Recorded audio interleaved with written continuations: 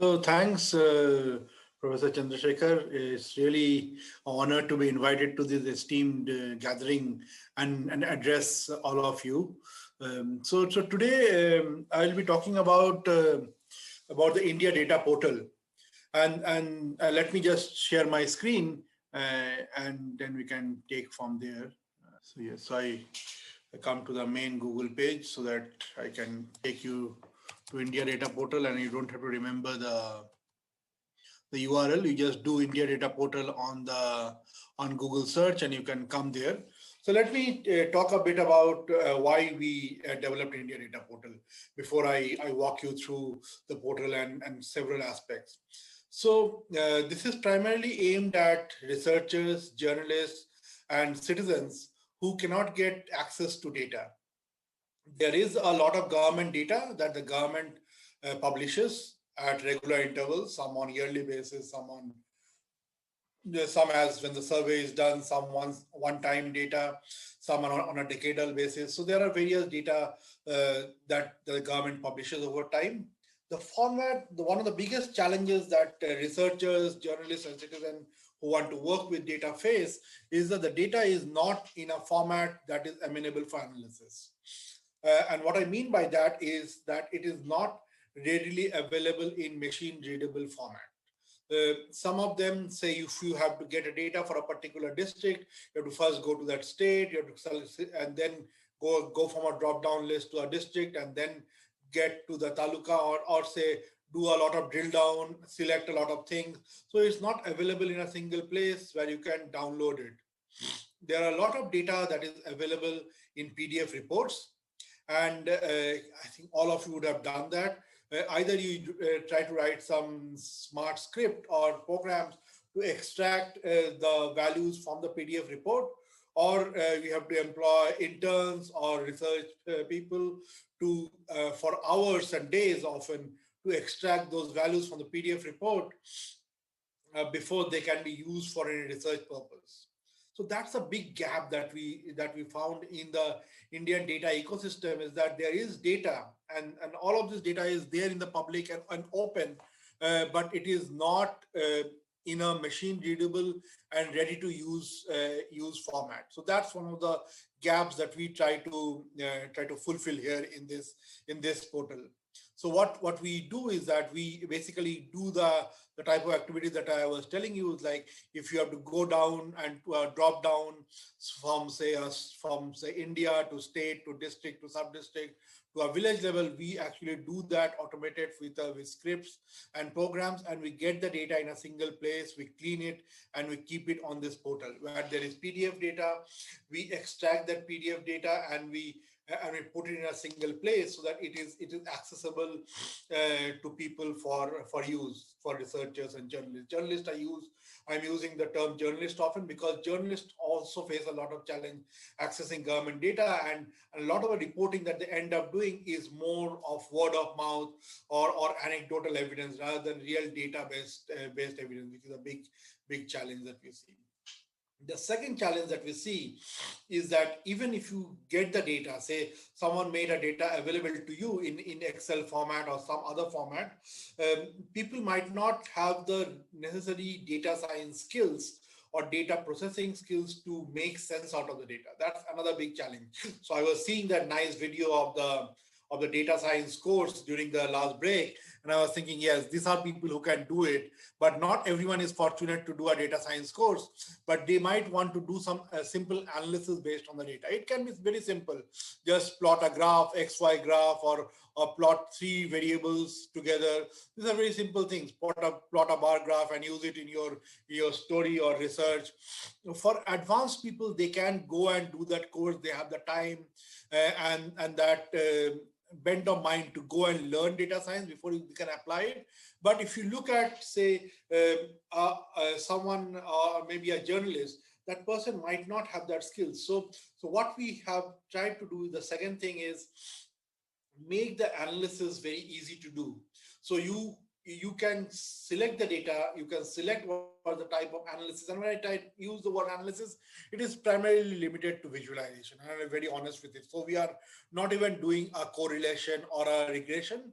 We are only doing visualization, because whenever you try to do advanced stuff, and I use advanced in the very comparative sense, like correlation is really very basic analytics, but there is a lot of perspectives that can come. So what we are allowing in this portal is that visualization to happen across various dimensions, and that is available at your fingertips, and you need not understand any data science to do this. So data is available, and the visualization is available at a single go. And the third thing what is available is that once you have done a visualization, you might not be able to use it in your story. So the third aspect that we provide is that easy means to share that visualization on social media if you want to, or if you want to download that and using the visualization in your report or in for a newspaper are some of the important groups of people that we want to target to. So for that reason, what we do is that we then have different color palettes, which actually become very helpful. So if you are actually want to use the same visualization in a black and white newspaper, you will have to do that color changing, and often that is very simple stuff if you know it, but it becomes quite challenging. So making some of these things very simple and easily accessible for people to access. So that those are some of the things that we are trying to achieve in this portal. Again, the name is India Data Portal, and you can just type that India Data Portal in Google and you should get it. So now I'll go directly to what the portal provides. The other thing that is that we have the portal available in 6 Indian languages. So we also understand that if a person doesn't understand English, that shouldn't stop him or her from doing the analysis, because that's one of the biggest barriers that we have to break in India. Out of 1.3 billion population, only 200 to 300 million speak or understand English at a good level to interact. There's a rest 1 billion who is left behind. Can this portal serve them? And another thing that we also have is that we also understand that not everyone is fortunate to have a laptop or a desktop to do it. So we have a mobile app. So if you can go to the Android or Play Store, you will see we have our mobile app. You can just type India Data Portal and you will get the app, and that will help you do all the things that I talked about on a mobile phone without even having a desktop or laptop. So these are the value additions that this and the gaps that this portal tries to address. So coming from there, there is a part on the economic recovery that is something that is new. I will come to that part also, because that's often something of interest. But let me go through the main portal first, and then I can come back to that aspect. So we have this portal on. So we have sectors in the portal. We have data sets. So I'll go to the sectors, and we have developed this portal from a fund from BMGF, the Bill and Melinda Gates Foundation, and as a part of the grant, we had to work on data sets which are related to agriculture, financial inclusion, and the basic rural economy. And our data sets are also around that. So if I go into sectors, you will see the broad sectors that we have a lot of data sets. So these are sectors, and within sectors, we have data sets. So one of the largest sectors that we have is food and agriculture. So almost all the aspects of food and agriculture is covered completely in here. So you will see things like the agriculture census, the area production yield, the cost of cultivation, the Prime Minister's Fasal Bima Yojana, and things of those nature are there. So I can go to data sets and show that what are the data sets in food and agriculture. So you can see the agriculture census, you can see for 2011, 2015, the AgMarkNet is there, the cost of cultivation, PM Kisan Samman Nidhi, Manrega, input survey that gives an overview about what are the inputs that are going into the agricultural sector. Then we have the minimum support price the MSP over the years. What are the government declared MSPs? What is the stock of food grains at FCI, the Food Corporation of India? Procurement of food grains, how much food grain has been procured by FCI, the area production statistics by the National Horticulture Board. There is the area production yield from the Agriculture Ministry, but the National Horticulture Board focuses on certain aspects on the fruits and vegetables only, and there is a specific data set for that. The soil health card, what is the funding on soil health card, what is the nutrient status, the public distribution system. Once we have got the food been procured by FCI, how is that been distributed at a state and district level? Then we have the census 2015. Then we have the situational assessment of people with agriculture household, food subsidy. Yeah, so the range of data sets that you see on the Narega employment in the private agriculture land. The next big sectors, and I am showing, you can directly go from these aspects also, but it is easier to show in a presentation mode. So I am just going to here. So when next a big data set that we come to are the socio-economic data. So we have the demography data from 2011. There is one is the population aspect, which is the demography one, and then there is the household amenities that is there. We have the socio-economic caste census, which is again for the same time, 2011, which was published much later though. The socio-economic caste census is there. We have the social consumption in education, employment, one of the very important data sets. We have the periodic labor force survey data that is there. The very recent data set that has come out only in 2019 is the Mission Antodaya data, which is on the village infrastructure. That also is here if you want to use it for your research. So these are the data sets in socioeconomic. We have a general category where we have data on soil, rainfall, temperature, and these are data, say the rainfall data that we have, temperature and rainfall data that we have is for a large time period. And then we have the groundwater extraction, which is again for a large time period. I think the next data set that we have, the sector that we have is the financial inclusion, which I understand is of key importance to audience in this seminar and workshop today. So we have the financial inclusion survey, the one that was done by NABARD in 2016-17. We have the deposit data with banks, all the foreign banks and the nationalized banks, state-run banks, all detailed breakup by state and district. This is the data that we have got from RBI. So we get data from various sources, and when I go to the visualization, you will see how that data varies. Then there is a credit by banks. Then we have the rural wages. The wages is a very important aspect. The rural wages for the years 2016 and 18 are there. We had that 2013, the death and investment survey by NSSO, which is there. The National Rural Livelihood Mission has a lot of data on the self-help group. And if you are aware of the tables, there is data on how many Aadhaar seeded bank accounts are there, how many. So we have data on the self-help group for two tables, if you know the numbers G1 and G13. And we are currently in the process of getting the data for other NRLM website that will be of interest to people for research purposes. So these are the data sets that are there from the financial inclusion sector.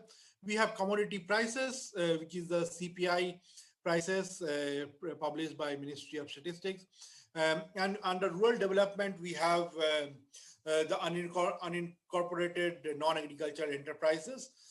We are also in the process of getting NREGA jobs demanded and fulfillment, and that is something that will be coming out very soon.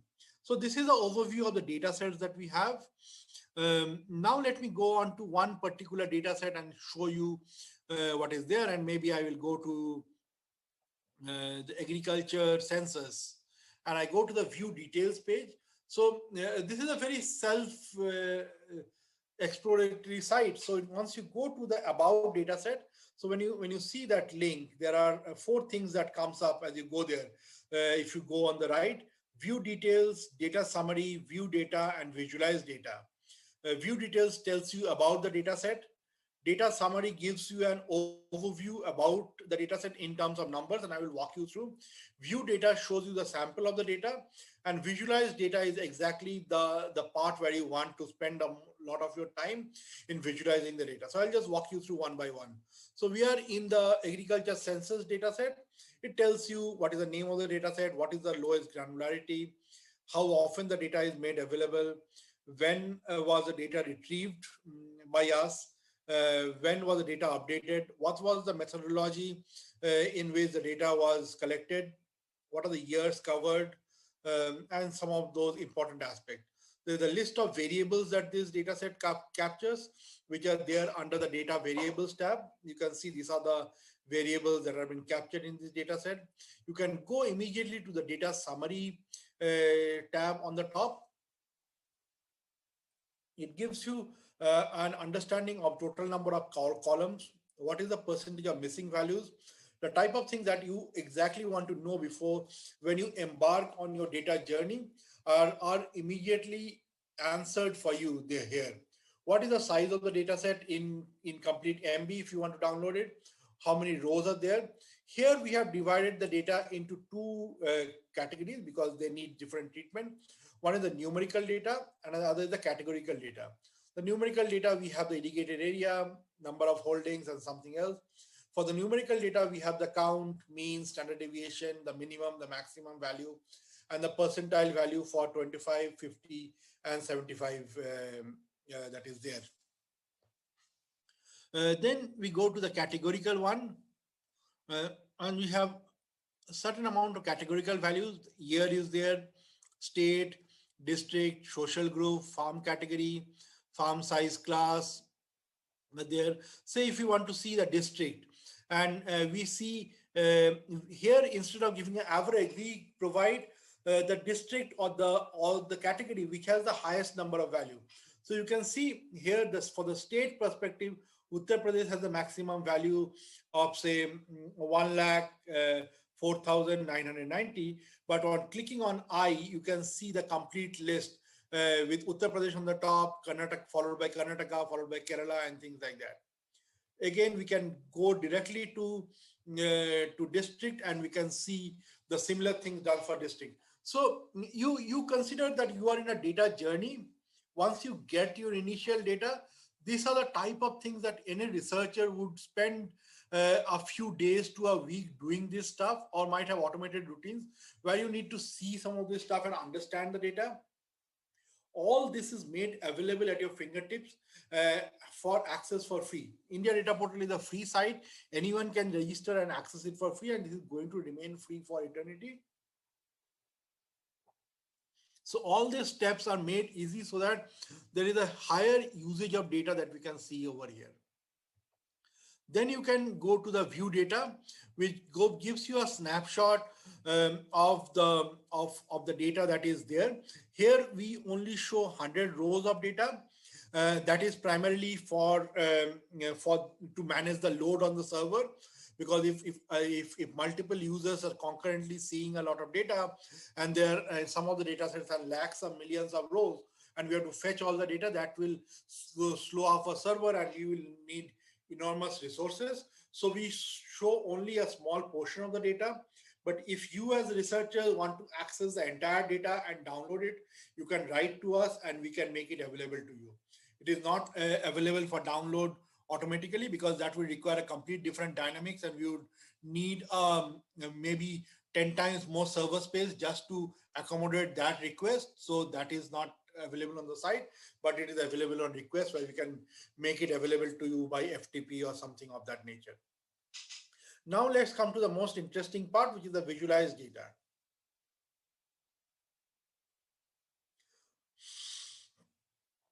So we come to the agriculture census. Let us select something. Maybe we select irrigated area. We select dimension. So we can select irrigated area for, say, paddy. You can either go by categories. So there are categories of aromatic plants, cereals, drugs and narcotics, dyes, fiber, and if you know which category, and you can explore it, you can go by each of this category and explore the data quite well. But if you are in a hurry, or if you directly know what you want to do, say I want to look at turmeric, or say I want to look at paddy. So I have to go to select all. So I select paddy. I can select farm size, like whether it's the marginal, small, medium or not. I can select social group. So there is very good data on the social inclusion and the caste aspect, about the ownership of the land by institutional, scheduled caste or scheduled tribe. So for the timing, let us not select any of these. And I select data for a single year, and I want to build my chart. So I can select a state or district, but I can leave it empty also in some places. Let us see what comes up. Here, the option that we get when you build your chart is asks you, there are a lot of dimensions that are there in the data. There are the location dimension, there are the dimension of social group, crop type. So on which of those dimension would you like to aggregate the data? So if we start with, maybe let me aggregate on the state and visualize the data. And I get a all India map with a color coded one with Uttar Pradesh on the top, irrigated area and other things. You can see a bar graph of the same. You can see a pie chart, and there are a range of visualization that will come up that you can select from here. Now, the aspect that I was telling to you before, say you want to use it on a newspaper, and it's very important for you to change the color in this place. So you go to this color palette option on the top right, and you want to go to a black and white scheme completely, and it will come to a black and white scheme where you can see the data on a completely different gray scale as compared to the previous scale that is there. So and then you will also have the option just below that to download the image as a SVC or a PNG. So these are options that are there. Let me just go to the next one, maybe a bar graph, and show you one option about the multilingual aspect. So there are various aspects there. One is that you can sort the data based on what you want. So the default ordering of the sorting is on the value. Let me go back to the color one. Maybe the green color. The default sorting is on the value, but I can change the sort order to sort by the indicator value instead of the year. So sort order is descending. I can sort on indicator value. I can sort on alphabetical. Now I am sorting it on alphabetical instead of the value. So you see Andhra Pradesh is at the, and I can sort it again on descending if I want to, ascending to descending, and I can have Andhra Pradesh on the top and Andaman Nicobar, and followed by that where you will get Uttar Pradesh and Uttarakhand and West Bengal at the extreme bottom. So you can change the sort order. You can also change the language anytime in the site. Say you like this chart, but you want to use it in a report which you are writing in Hindi instead of English, and you can immediately change it to Hindi, and all the aspects of the chart that was there will change immediately to Hindi, that you can see. All the state names gets changed into Hindi. The title gets changed into Hindi, and all the aspects gets changed into get into Hindi. If you want to go into maybe a South Indian language, we can go in. So as of now, we have only 6 languages other than English, because the languages is dependent as of how many team members we have who speak any of those languages. So we can go to Telugu, though I don't read it myself, so it will look very foreign to me. But at least if someone can read it, given that you are based in Chennai, unfortunately I don't have Tamil, but Telugu is the closest one that is there. So you can see and download the chart. So let me go back to English so that it's for easy to understand for everyone. So from choosing one parameter, I think there is some Q&A. Yeah, so let me get back to the questions. So I can go from say one variable to say irrigated area and unirrigated area. Once I select say 2 variables and I still want to do the value on state, see the type of visualization changes. And the type of visualization changes from the type to a different type completely.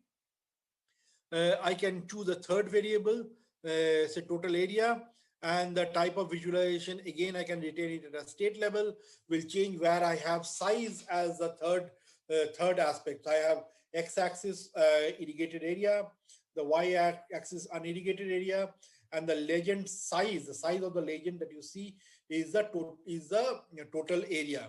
So you can visualize multiple variables over there and say this chart is showing you data at a state level. Now I want to see that same data at a district level. It's as simple as deselecting state and selecting district. It will be a lot of districts, but let us see how the chart looks like. It's a very busy chart, as you understand, because all districts in India are chosen. Let us select all the districts in Tamil Nadu. And I just select all, I only select Tamil Nadu over here, and I do district. So I can see the values for the districts of Tamil Nadu over here on the same chart, just at a click of button with the values separated there, and you can see the chart. The other one which I didn't show you was that you have an option of sharing this chart on Facebook, Twitter, LinkedIn, or copy a shareable link where you can embed it in any blog that you're writing or anywhere. If you are really new to these things and you want to understand, you can do your quick mouse over this aspect, and you can see a description of the visualization that you are seeing, because this visualization can be very new to you, and you can see this visualization coming in there. So let me now go to a data set which is related to financial inclusion, and then I will come to HFI. So let me go on to financial inclusion as we are talking on this topic. So let me go to, say, the National Rural Livelihood Mission self-help group. I choose indicators of financial inclusion. Maybe I choose members in SIG group with Aadhaar numbers, members in SIG group without Aadhaar numbers. I select these two aspects, and can I see it for all the states? Let me see. Yes, I can see this data for all the states. Let me see who are the ones. So I see West Bengal has high number of cases. So let me first see only one variable. That will be easier. Say without Aadhaar number sitting and to a state level. It helps me understand breaking up. So Andhra Pradesh has the highest number of members without Aadhaar linkages. So members in SIG with Aadhaar numbers. Okay, this is members whose Aadhaar number is available. So this is the highest in Andhra Pradesh, followed by West Bengal. Whereas you see there are certain states where this Aadhaar linkages has not been done at all. Assam, we understand they have issues, but there are several other states where this number is basically zero.